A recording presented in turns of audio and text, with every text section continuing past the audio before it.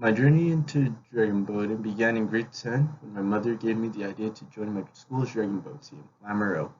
I thought it would be a great idea to join as the rest of my family enjoys watching the annual races and also I wanted to find a new hobby. There are a lot of new things that I learned about the wonders of dragon boating. Dragon boat racing began 2,500 years ago in China as a ritual designed to please the rain gods to encourage rainfall.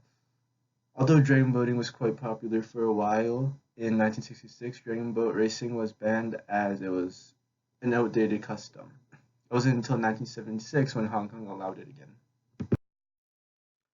There are many dragon boat races worldwide every year during the spring and summertime. I have been to three different locations myself where the races were held.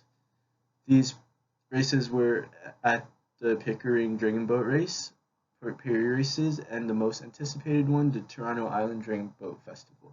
These races have a racetrack of 200-meter sprints to 500-meter long distances. There are a total of 20 paddlers, one steersman, and one drummer per dragon boat.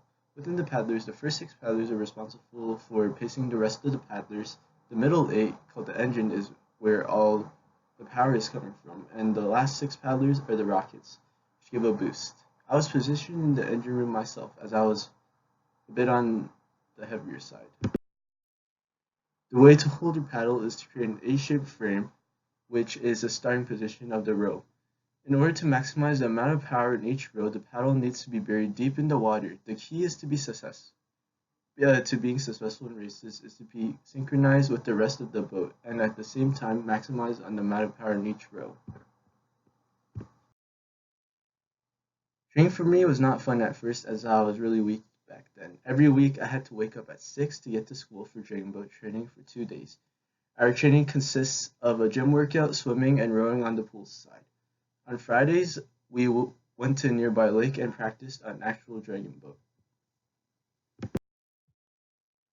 During races, our teammates would shout out words of encouragement to help us stay focused and put in more power, as being synchronized is a major factor in winning a race. However, during these moments, I would feel extremely exhausted as the whole boat will be handling 70 strokes per minute.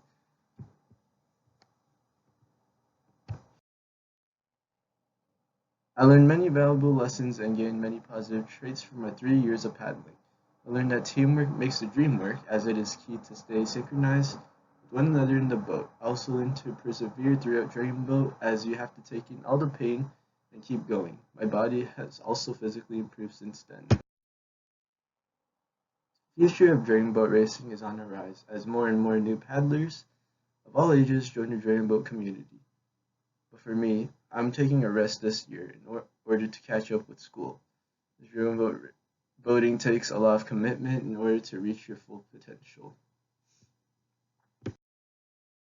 In conclusion, dragon boat is such an amazing activity and sport, as it brings me all the way back to the history, as it gave me many traits I didn't have before, and it helped shape who I am today.